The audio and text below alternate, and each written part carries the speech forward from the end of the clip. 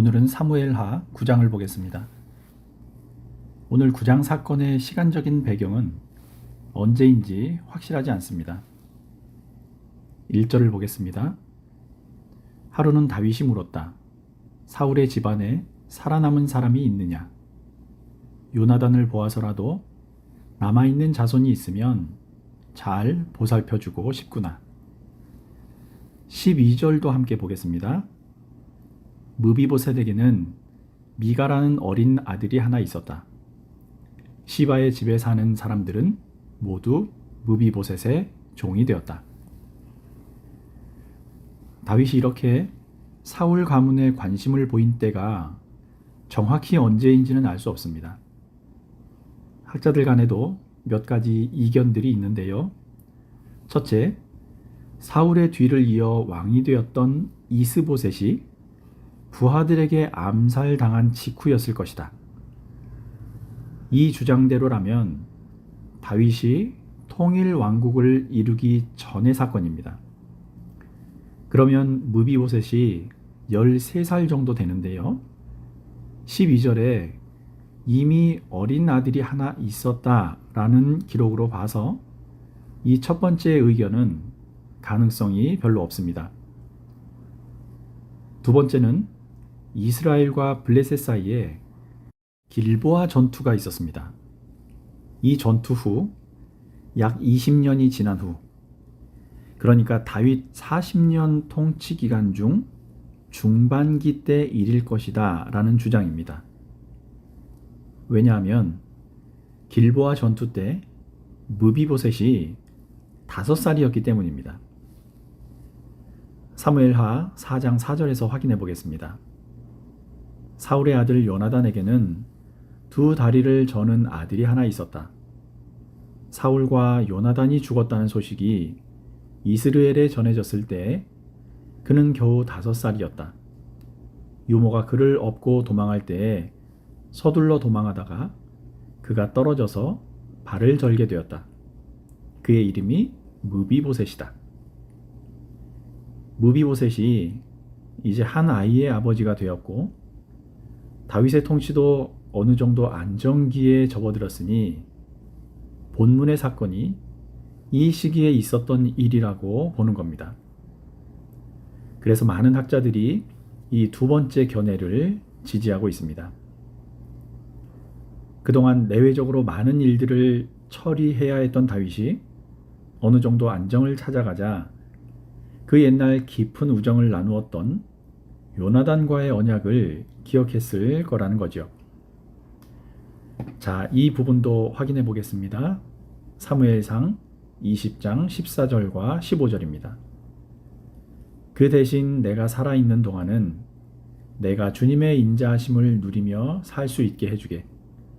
내가 죽은 다음에라도 주님께서 자네 다윗의 원수들을 이 세상에서 다 없애버리시는 날에라도 나의 집안과 의리를 끊지 말고 지켜주게. 다윗이 요나단의 아들 무비보셋을 찾아 잘 보살피려고 한 것은 두 가지 이유였습니다. 첫째, 요나단은 이미 다윗에게 생명의 은인이었기 때문입니다. 둘째, 다윗이 요나단 생전에 그의 가족들을 보호해 주기로 약속했기 때문입니다. 자, 1절에 잘 보살펴 주고 싶구나. 개역개정에는 은총을 베풀리라 라고 번역되어 있는데요. 이 용어도 주목해 볼 만합니다.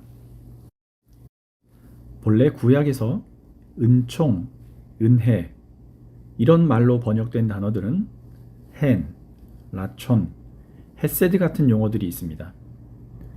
헨이라는 말은 단순히 즐겁고 아름다운 것, 라촌이란 말은 윗사람이 아랫사람에게 베푸는 호의 같은 것을 의미합니다. 그런데 헤세드라는 말은요, 언약과 관련된 사랑을 말합니다.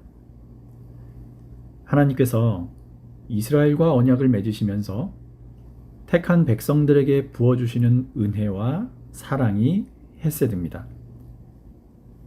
시편 136편에서 시인이 하나님을 노래하면서 여호와께 감사하라 그는 선하시며 그 인자하심이 영원함이로다 이렇게 표현했을 때 인자하심이라고 번역된 용어이기도 합니다. 출애굽기 20장 6절을 보겠습니다. 그러나 나를 사랑하고 나의 계명을 지키는 사람에게는 수천 대 자손에 이르기까지 한결같은 사랑을 베푼다. 이영재 목사님은 이 헤세드가 하나님과 계약을 맺기 턱없이 부족한 인간의 죄성 때문에 생겨난 단어이다. 이렇게 설명합니다. 선악을 알게 하는 나무의 열매를 먹은 후에 죄 속에 갇혀버린 백성들을 저버리지 않고 끝까지 지키시는 사랑입니다. 신약에서는 아가페라는 용어를 사용합니다. 죄 속에 갇힌 인간에게 독생자를 보내주셔서 살리신 사랑. 이 사랑이 곧 헤세드, 아가페입니다. 금송아지 사건으로 하나님과의 언약이 깨졌을 때 또는 광야에서 계속 하나님을 거역했을 때도 하나님의 헤세드로 인해 관계가 회복되어 온 거지요. 다윗이 무비보셋을 돌보려고 한 것은 요나단과의 언약을 기억하고 그 후손에 대해 조건 없는 호의, 선의, 사랑을 보이겠다는 겁니다. 자, 2절에서 5절로 넘어가겠습니다. 마침 사울의 집안에서 종노릇하는 시바라는 사람이 있어서 사람들이 그를 불러 다윗에게로 데리고 왔다. 왕이 그에게 내가 시바냐 하고 물으니 그러합니다 하고 그가 대답하였다. 왕이 물었다. 사울의 집안에 남은 사람이 없느냐? 있으면 내가 하나님의 은총을 그에게 베풀어 주고 싶다. 그러자 시바가 왕에게 대답하였다. 요나단의 아들이 하나 남아 있습니다. 두 다리를 접니다. 왕이 그에게 물었다. 그는 지금 어디에 있느냐? 시바가 왕에게 대답하였다. 그는 지금 로드발에 있는 암미엘의 아들 마길의 집에서 삽니다. 다윗 왕이 사람을 보내어서 로드발에 있는 암미엘의 아들 마길의 집에서 그를 데려왔다. 다윗은 자기를 해칠까 두려움에 떨고 있던 무비보셋을 안심시킵니다. 그리고 요나단과의 약속을 말해주면서 할아버지 사울이 가지고 있던 땅과 재산들을 모두 주겠다고 약속했습니다. 그리고 하인이었던 시바에게 그 재산들을 잘 관리해서 무비보셋이 불편함을 느끼지 않도록 하라고 명합니다. 9절과 10절입니다. 다윗 왕은 사울의 종 시바를 불러서 일렀다. 사울과 그의 온 집안이 가졌던 모든 것을 내가 이제 너의 상전의 손자인 무비보셋에게 주었다. 그러니 너는 너의 아들들과 종들과 함께 모두 그 땅을 갈고 거두어서 너의 상전의 집안이 먹을 양식을 대도록 하여라. 그러나 너의 상전의 손자인 무비보셋은 언제나 나의 식탁에서 음식을 먹을 것이다. 시바에게는 아들 15과 종 20명이 있었다. 자, 여기 시바라는 시종이 등장하지요. 이 인물도 눈여겨봐야 합니다. 나중에 다시 다루긴 하겠지만 우선 이 시바라는 인물을 잠시 소개해드리겠습니다. 다윗이 사울 왕의 재산을 손자인 무비보셋에게 주고 시바에게는 재산을 관리하는 청지기의 역할을 맡겼습니다.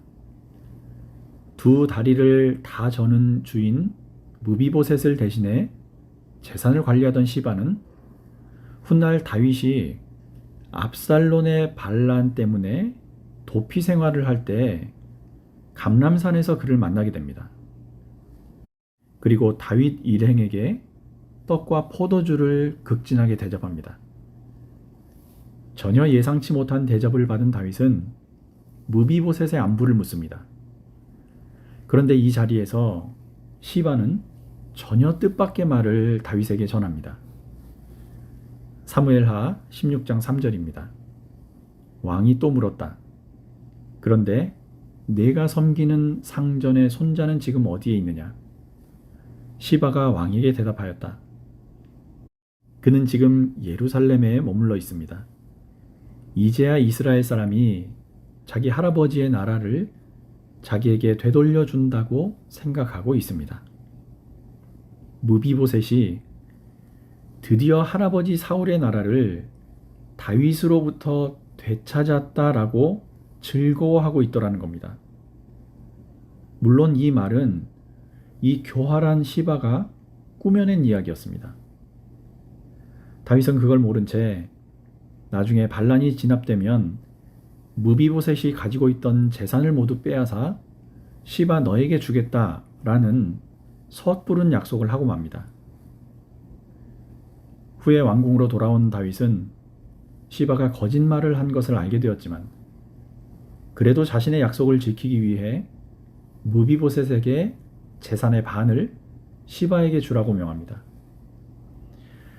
자, 다소 이해가 되지 않는 이 다윗의 판단에 대해서는 다음에 기회가 되면 더 말씀을 드리도록 하겠지만 이 교활한 시바의 말을 곧이곧대로 들었던 다윗은 확실히 옳고 그름의 분별력을 상실한 모습을 보여주고 있습니다. 자, 다시 오늘 9장으로 돌아오겠습니다. 11절에서 13절입니다. 시바가 왕에게 대답하였다. 높으신 임금님께서 이 종에게 명령하신 그대로 이 종이 모두 하겠습니다. 그리하여 무비보셋은 왕자들과 다름없이 언제나 다윗 왕의 식탁에서 음식을 먹었다. 무비보셋에게는 미가라는 어린 아들이 하나 있었다. 시바의 집에 사는 사람들은 모두 무비보셋의 종이 되었다. 무비보셋은 언제나 왕의 식탁에서 먹었으며 예루살렘에서만 살았다. 그는 두 다리를 다 절었다. 9장에는 무비보셋이 두 다리를 절었다는 표현이 3절과 13절에 두 번이나 나옵니다. 고대 사회에서 뭔가 신체적인 장애가 있었다는 말은 생존 자체가 어려운 상황이라는 뜻이기도 합니다. 이 말은 사울 가문에 더 이상 어떤 희망도 없다라는 의미이기도 합니다. 그리고 무비보셋의 이런 약점과 그럼에도 불구하고 그를 친아들들과 똑같이 대했던 다윗의 사랑과 인격을 의도적으로 대비해서 강조하기 위함이기도 합니다. 이렇게 다윗은 요나단과의 약속을 지켰습니다. 요나단은 자기 아버지가 다윗을 죽이려는 것을 알고 다윗을 자기 생명처럼 여기며 지켜주었지요. 사무엘상 18장에는 이들이 얼마나 깊은 우정과 서로에 대한 신뢰를 가지고 있었는지 잘 나와 있습니다. 1절에서 4절만 보겠습니다. 다윗이 사울과 이야기를 끝냈다. 그 뒤에 요나단은 다윗에게 마음이 끌려 마치 제 목숨을 아끼듯 다윗을 아끼는 마음이 생겼다. 사울은 그날로 다윗을 자기와 함께 머무르게 하고 다시 아버지의 집으로 돌아가지 못하게 하였다. 요나단은 제 목숨을 아끼듯이 다윗을 아끼어 그와 가까운 친구로 지내기로 굳게 언약을 맺고 자기가 입고 있던 겉옷을 벗어서 다윗에게 주고 칼과 활과 허리띠까지 모두 다윗에게 주었다. 왕자가 입고 있는 겉옷이나 소지하고 있는 칼, 활, 허리띠 같은 것들은 그의 신분을 나타내는 징표들입니다. 그것들을 요나단이 다윗에게 벗어주었다는 것은 그가 다윗을 얼마나 아꼈는지 보여주는 동시에 사울의 뒤를 이어 왕이 된 다윗이 이미 왕자인 요나단에게 차기 왕으로 인정받았던 사람이라는 것을 보여주기도 합니다. 이런 친구 요나단이 전쟁에서 죽었다는 소식을 들었을 때 다윗은 애가를 지어 부르며 애통해했습니다. 사무엘하 1장 26절에 그 마음이 잘 나타나 있지요. 나의 형 요나단, 형 생각에 나의 마음이 아프오. 형이 나를 그렇게도 아껴주더니 나를 끔찍이 아껴주던 형의 사랑은 여인의 사랑보다도 더 진한 것이었소. 자, 오늘 이렇게 다윗이 요나단의 아들 무비보셋에게 행한 일들을 살펴보았습니다. 사랑이란 건요, 서로 신뢰할 수 있는 행동으로 표현되지 않으면 의미가 없습니다. 요한복음의 교훈을 보십시오. 15장 13절과 14절입니다. 사람이 자기 친구를 위하여 자기 목숨을 내놓는 것보다 더 큰 사랑은 없다. 내가 너희에게 명한 것을 너희가 행하면 너희는 나의 친구이다. 예수님이 말씀하신 이 사랑은 감정에 끌리는 사랑이 아니라 행동과 의지로 표현된 사랑입니다. 연인들 사이에 느끼는 사랑이라는 감정도 소중하지만 사랑에는 무엇보다 신뢰 있는 행동이 중요합니다. 사랑하는 삼일교회 성도 여러분, 하나님은 사랑이십니다. 우리가 먼저 하나님을 사랑한 것이 아니라 하나님께서 우리를 먼저 사랑해 주셨고 십자가에서 죽어가시면서까지 우리에게 참 사랑과 생명의 길이 무엇인지를 보여주셨습니다. 이것이 그분의 은총, 헤세드입니다. 다윗이 요나단과의 약속을 지키면서 그의 아들 두 다리를 절던 무비보셋에게 그 약속에 기초한 은혜, 헤세드를 보여준 것처럼 우리 역시 주님과의 약속을 지키며 살아야만 합니다. 우리에게 은혜를 베푸신 주님께서 이제 우리를 당신의 친구로 함께 일하는 동역자로 부르고 계십니다. 갈수록 어둡고 추워지는 세상에 빛 하나 들고 사람들 틈으로 찾아가자고, 가서 생명을 살리고 불의한 것들 물리치고 평화를 이루며 살자며 부르고 계십니다. 이런 주님의 부르심에 응답하여 기꺼이 우리가 받은 사랑과 은혜를 나누면서 하나님의 은총, 헤세드를 세상에 더 넓게 퍼뜨리는 일에 앞장서는 좋은 성도, 좋은 교회 되기를 주님 이름으로 축원합니다.